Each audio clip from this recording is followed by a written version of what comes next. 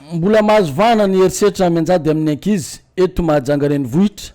raha nitatitra roa volana voalohany amin'ny taona 2024 ty azo aveny amin'ny ivitoerana vonjy ao amin'ny hôpitaly Pezaga Androvo raha eo amin'ny salantaona aotra hatramin'ny 5 taona iray no niaran'izany tamin'ny volana janoary ny salantaona enina ka hatramin'ny 14 taona misy 12 ny ankizy niarany herisetra eo amin'ny salantaona 15 hatramin'ny 18 taona 7 ny ankizy no niarany herisetra misy 12 arak'izany nitrangana herisetra tamin'ny volana janoary nandalo tany amin'ny ivitoerana vonjy raha ny volana febroary kosa indray dia tsy nisy izany eo amin'ny elalena taona aotra hatramin'ny 5 taona tamin'ny volana febroary misy 12 kosa izy ireo no niarany herisetra teo amin'ny salantaona enina ka hatramin'ny 14 taona folo eo amin'ny salantaona 15 ka hatramin'ny 18 taona zay manome totalinisa 9 tamin'ny volana febroary mbola tsy nivoaka mo ny isa amin'ny ity volana marsa ity zay mbola tsy tapitra raha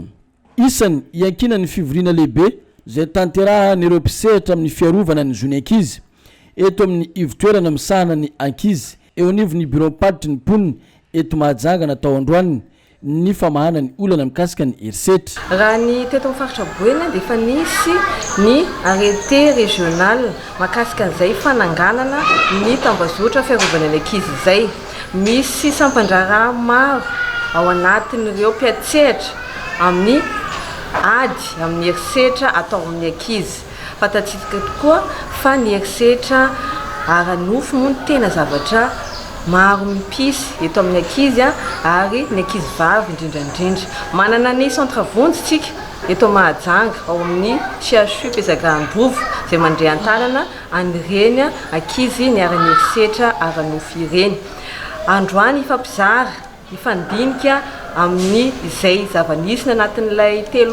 volana voalohany tamin'ity taona 2024 ity inona no zavanisy raha izay